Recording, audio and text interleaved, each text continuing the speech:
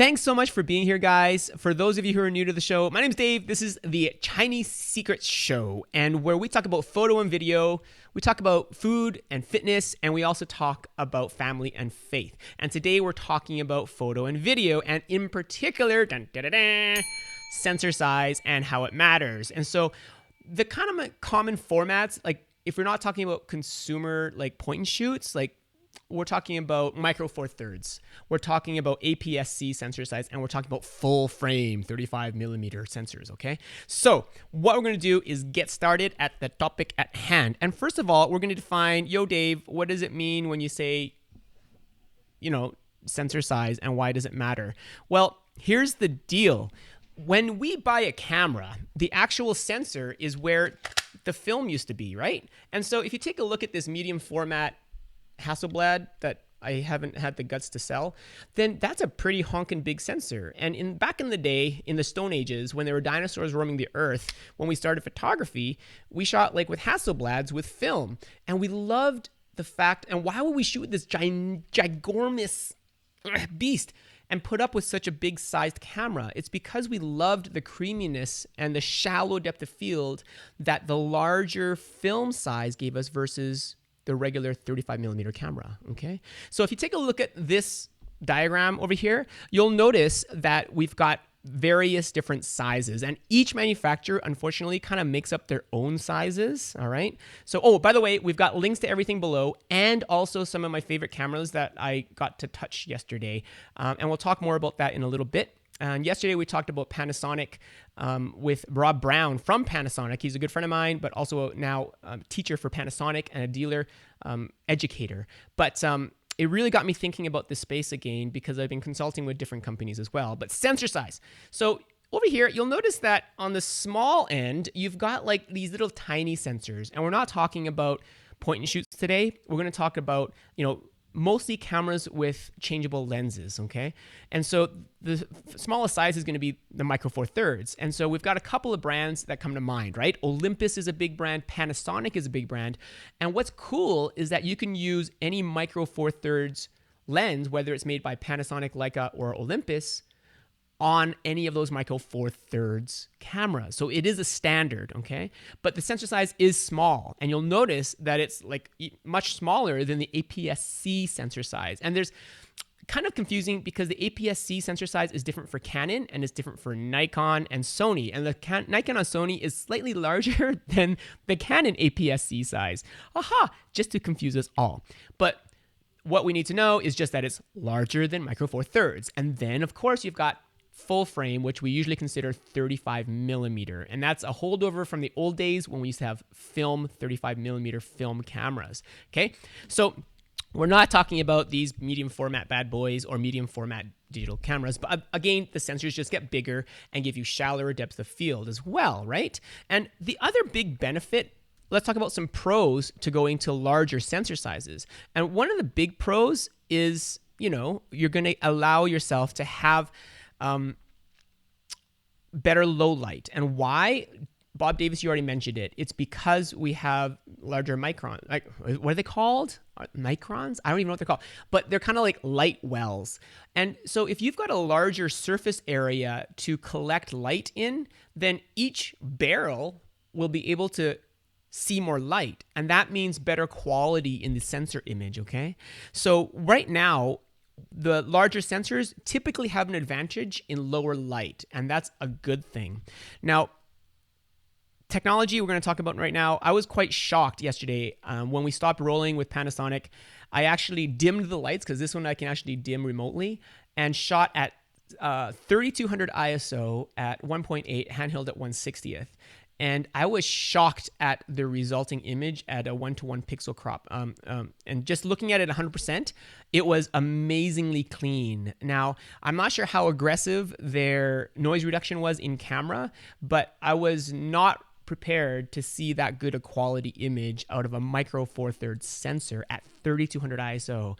And the other caveat I should note as well was the technology was in that camera because it's mirrorless and because it doesn't have a huge mirror slapping around inside. I was holding at 1/60th, and that doesn't seem slow to you, but for me, who drinks a lot of coffee, it's a very slow shutter speed. And so it's got in-body stabilization on the actual sensor as well as in the lens. And so I could probably feel comfortable going much lower than that as well if I wouldn't mind, if my subject isn't moving, and if I don't mind my subject to be blurred a little bit, okay?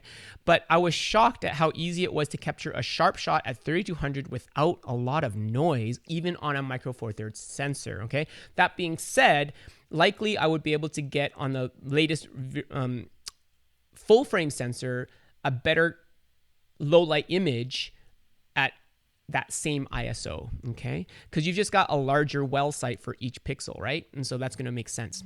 Now, the other thing is, as you get into larger sensors, you actually get, one, the ability to shoot at a shallower depth of field at the same equivalent focal length, right? And you also get, typically, depending on the lens, of course, a better bokeh. And bokeh is those out of focus parts in the distance. So it's kind of like, for those of you who may not know what I'm talking about, it's kind of like what iPhone is trying to do with that fake portraiture mode. And they kind of figure out the distance from your subject and they kind of blur everything in the background. Well, on a larger censored camera, we can get that in actuality without processing more beautifully on a larger sensor versus a smaller sensor. Okay. Oh, Lafayette asks which camera. And so you should take a look at the link in the description. And so I put it both on Facebook and on YouTube, and I'll add it to Twitter afterwards because I'm on Periscope 2 live. But I believe it's, he let me test the GH5, and but the camera that I'm really interested in as a photographer is the GX85, and I've got links to everything in the description, so do check those out, because the G85, take a look at this beast. It's a beautiful thing.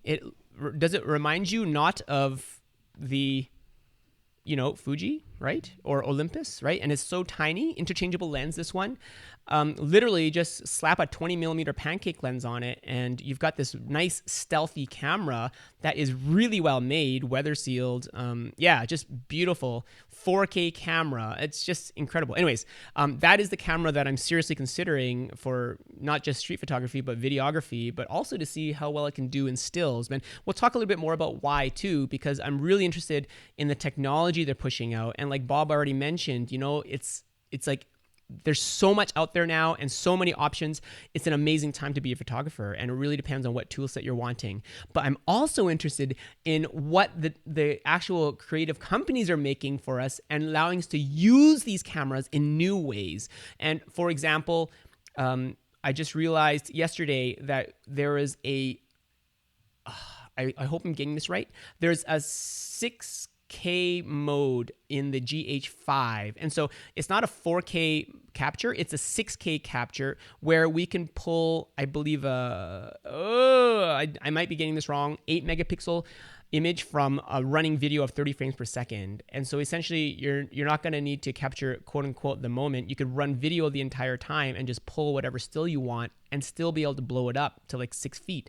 I literally have a 6-foot canvas that is on our mantle in our main room above our fireplace that was printed from a Canon 20D. And for those of you who are old enough to remember that camera, that was a 6 megapixel camera. And you heard that right. We have a 6-foot print on canvas from a 6 megapixel state-of-the-art camera from like 2005, okay? So if I could pull like a larger resolution image from a running video, wow. The technology has now just upped the game for us, right? Okay, anyways, I digress. Let me take a look at some of the stuff here. Bob says, exactly. Romy, welcome here. Joe Dickey, Dave, the human tripod. Lafayette Hicks says, which camera? And I just shared about that. Sharon Clausen, good to have you here. Bob Davis says, I still have my 20D. I do too. Oh, I have a broken 10D that I dipped in an ocean somewhere. I think it was Dominican. I couldn't bear to throw it away. It just has to be a reminder of how dumb I am.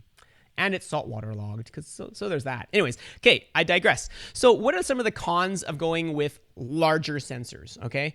The biggest con I find is the weight and the size, and sometimes the technology, although that is changing, all right? So if you are a traveling photographer, or even if you value your health, your weight, and you're not as strong as Bob Davis, who is a beast of a man, then what you need to do is lighten the load. And one of the easiest ways is to carry lighter cameras. But as we all know, larger sensors require larger lenses. And so one of the amazing things was yesterday again, Rob brought a 100 to 400 equivalent lens, and I held it in the palm of my hand, and it was ridiculous. And it was larger than his other primes, but it was like this big. And anybody who knows that lens equivalent for a 35 millimeter, you'd be looking at a schnoz that would fill like my table here, right? And so we're looking at the miniaturization of lenses when we talk about smaller sensors, because there's a smaller area that they need to create great optics for, okay? So that's also a big deal, right? Now, the other thing is price, because the larger sensors typically require more money to produce, because in the past, at least, they've been a high failure rate for making sensors that large, okay? So you're always going to be charged a premium when you go to a larger sensor. Now that's changing, not as quickly as I'd hoped, but it is amazing to see how far prices have come down for pretty much all kinds of sensors, right? Now, one thing that I do want to discuss is not just pros and cons, but also, what my thoughts on are the state of the industry right now as of 2017, and not just about sensor size. And one of the major things that I'm noticing is the commitment of a company to go behind a sensor size, okay? Because when I was researching for a company that I'm doing some consulting through Livestream Geek for, and on what camera systems they should get, of course, I looked at Sony for the APS-C system. And that is, the A6500 currently is very well regarded by a lot of people. It's got issues like overheating, and they also have really bad battery, and they have, what's it called when all the lines go wavy when you're doing movement? Anyways, but they also have a lot going for it, really good low light capability. But one thing that kind of drove me away from recommending it was that they have a very limited selection of lenses right now. And, Sony is great at pushing the envelope so far because, they just came out with the A9, and I did a whole video on the A9 and why it matters. And I expect great things from companies, including Sony, Nikon, Canon, because of the new technology that they're pushing, right? Like there is no more blackout of any mirror slapping, right? And it's amazing they can get such a fast camera with sure focus, it seems, in a full frame size sensor, right? But I'm worried about their commitment to their APS-C size as well, because they don't have an extensive lineup of lenses right now. So as I was listening to Rob and talk about Panasonic, I realized, I still have my GF1 Panasonic Micro Four Thirds system that I bought, I think, about 5 or 6 years ago. And I still have my zoom lens, and I still have my pancake lens 20 millimeter. And both of those will work on the current GH5. And so this is a mature lens lineup where we have a lot of options, and we're not just stuck with Panasonic's commitment. We can go to Olympus. We can go to Leica, who has an amazing arsenal of glass. He let me touch some of the amazing stuff, like 42.5 millimeter, was it a 1.7 lens? It was incredible. I wanted to do some more tests with that because I wanted to see how it deals with lights in the background for bokeh as well. But I was impressed with the lineup that they have. They're not inexpensive when you're getting it into fast glass. And of course, Leica, you're paying a premium for the name because you got to Leica it, right? Thanks, Benjamin Newton, for that. But yeah, it's incredible to see that lineup behind it too. And the other thing that we want to talk about is focus speed and accuracy. So typically, I found that because smaller sensors, by nature of the size of sensor at the same focal length, will have more in focus than a larger sensor. So if you're shooting, the same equivalent size lens and you're shooting the same aperture, same shutter speed, the smaller sensor size will have more of the image in focus, all right? And so I find that sometimes the larger sensors struggle to get things tack sharp in focus, all right? Now, this is one of the major reasons, sorry, Bob, that we switched from Canon to Nikon, because we found that the Nikon was more sure in achieving focus. This is changing too, and I know Canon, ADD, things like that have gotten a great reputation for focus tracking with video in their DSLRs recently as well. But the one thing that I've noticed, and I have a link to it in my description as well, is we switched from all of our super fast glass 1.2, 1.4 lenses to 1.8 glass. And we found that with the 1.8 glass, people were asking me, are you crazy? Like, you had all the best glass. Why'd you sell it all and move to just, 1.8 primes? It's because we found that, one, because they're smaller, they seem to focus faster, right? And so there's less glass to move, and so the motors aren't working as hard. And two, because by nature, they also have more depth of field, more in focus. We were getting a higher percentage of keeper images in focus, even when shooting really quick moving scenes. And then three, size, they're actually smaller lenses because you don't need such large glass elements to suck in all that light for larger apertures, okay? So there was a win-win-win there for us as far as with the photography we were doing. And I was also thinking about, okay, how about the studio? Well, in the studio, we're shooting f8 most of the time. It's kind of a weird thing. And so I wouldn't need that super shallow 1.2, 1.4 unless you're doing really, unless you're into that kind of thing. And I was for many years, but right now, as far as what our studio needs are concerned, it's not what we're trying to achieve at the very moment, okay? So your mileage may vary with this one as well. Now, the other thing is, of course, weight and packing ability, right? I mean, the Micro Four Thirds, APS-C, they're both going to be smaller than, of course, your full frame lenses and the camera bodies themselves. That being said, the Micro Four Thirds cameras, like even the Panasonic that I have pictured over here, that one is actually heavier than I thought it would be. It's made really well. Like, it's weather sealed. I think it's a magnesium body, and it just feels like a really solid camera. And I was shocked when I picked it up of the heft, because I did own the Fuji X100 series, and that was a really light camera for an APS-C size sensor, which is larger than the Micro Four Thirds. That being said, it's not an interchangeable lens system. Of course, you can get into the XT systems, which are from Fuji, but I was really impressed with the quality of the camera build from the Panasonics as well, and so I'm going to be exploring more of that as well.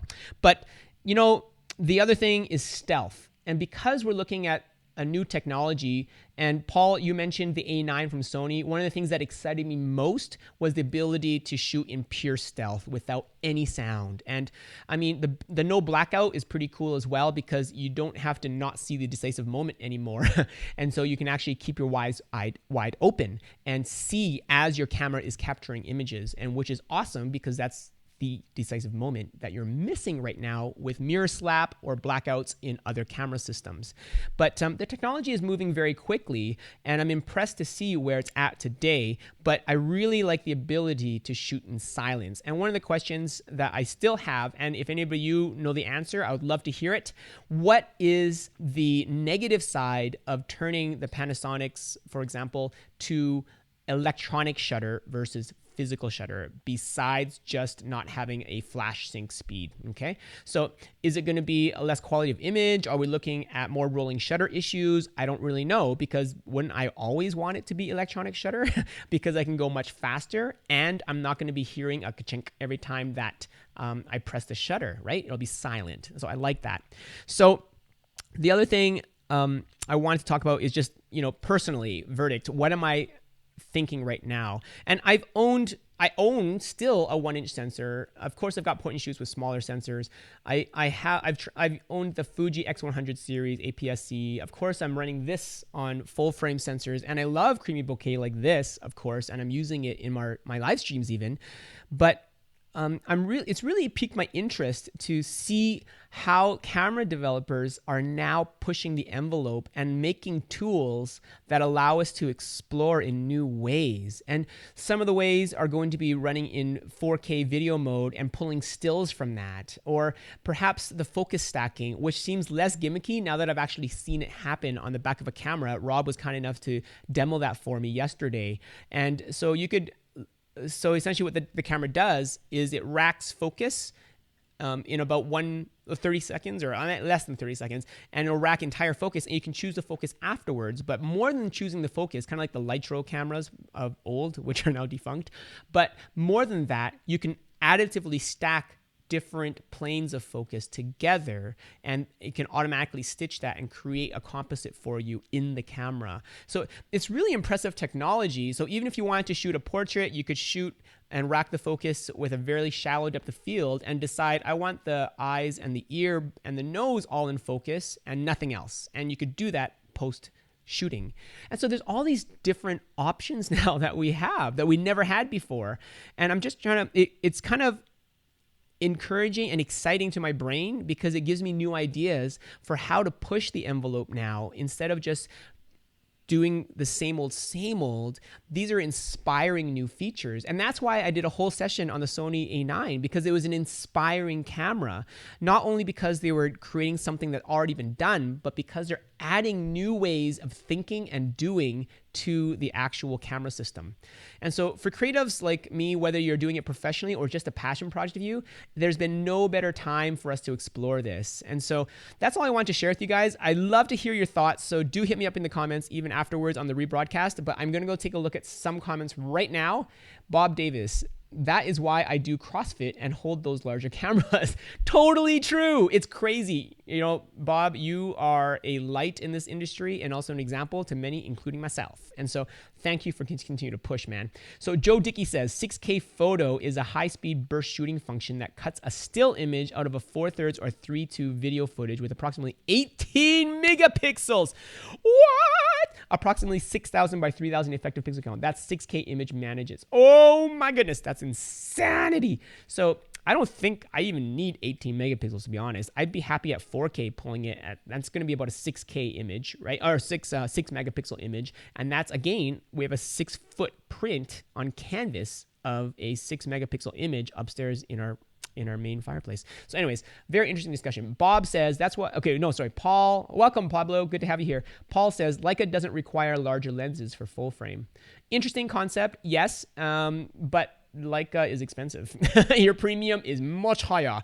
And so Paul also says larger lenses are mostly due to the correction glass that absorbs light, so they require to be a larger diameter glass. Yes. Paul says rolling shutter. Thank you. Yeah, that's what was on my tip of my tongue, and I forgot until the end. Marco, good to have you here. Micro Four Thirds sensors reduce vignetting and light diffraction because Micro Four Thirds are designed for digital. That telecentric thing you can explain way better than me. Cool. Yes. And also in camera now, they do have the ability to correct a lot of the distortion issues with the lenses because they can program it right into the camera because they're pretty much microcomputers inside of there all over the place. So Nick Wong, good to have you here. Paul, believe me, it is sick. I believe you actually. Paul says typically less bit depth and you might have some banding with some cameras in some light situations. Ah, interesting. So Paul's answering the question of what is the trade-off of shooting with electronic shutter versus mechanical shutter. So his answer to that from Sony is typically less bit depth. So that means your range from shadows to highlights is going to be less. So you're not going to be able to have such a big dynamic range of shadows to highlights, okay? And you might have some banding with some cameras in some light situations. And that's going to be a good point to test as well. And so, I mean, it might not be the best for low light, but I'm wondering, you know what, if it's going to be outdoors, is it going to be best just to be in electronic shutter mode? Because then we can go and shoot at a much higher shutter speed so that we can use a much shallower depth of field, even in broad daylight, right? That might be interesting. Adam, hi Poland, good to have you here. And so that's it for right now. And if there's no other questions, yeah, I'd love to hear your thoughts, even in the rebroadcast. If I have any additional thoughts, I'll add it to the links. Everything's in the description. And yeah, it's an exciting space to be in, and I've got my creative juices flowing right now, and so I hope you do too. So thanks for joining me. I'll be here tomorrow, and God bless, and I'll see you in the next live.